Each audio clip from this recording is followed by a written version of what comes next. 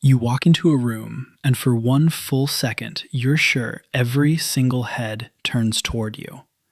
They clock your shoes. They clock your hair. They clock the coffee stain you swear is invisible. Then the moment passes, and none of it actually happened. That flinch has a name. Psychologists call it the imaginary audience, the gut-level belief that everyone around you is watching, judging, and cataloging your every flaw. When in reality, most people are too busy starring in their own imaginary movie to notice you at all. Here's the strange comfort in that.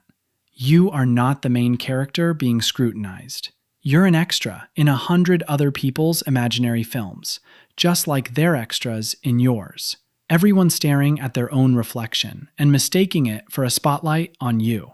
But that anxious spotlight doesn't sit still. It leaks out in different directions for different people. For some, it's quiet dread before walking into a cafeteria. For others, it curdles into something sharper, like putting other people down first so the spotlight lands on someone else. And nowhere does that imaginary audience get fed more fuel than a school dress code. Picture a made-up school. Let's call it Fictional Heights High. Somewhere in a binder, an entire committee sat down and decided that shorts could only be a certain length, that shirts with pictures were suspicious, that backpacks needed to be see-through, like everyone was smuggling contraband gum. The logic never quite added up.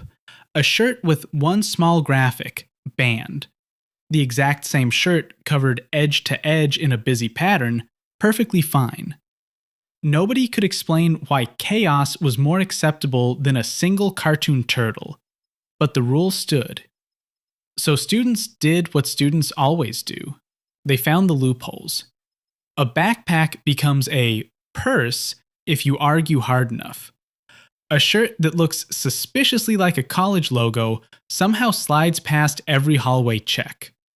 The rules were rigid, but the enforcement was human, which means it was inconsistent, which means some kids learned that confidence walks you past almost anything.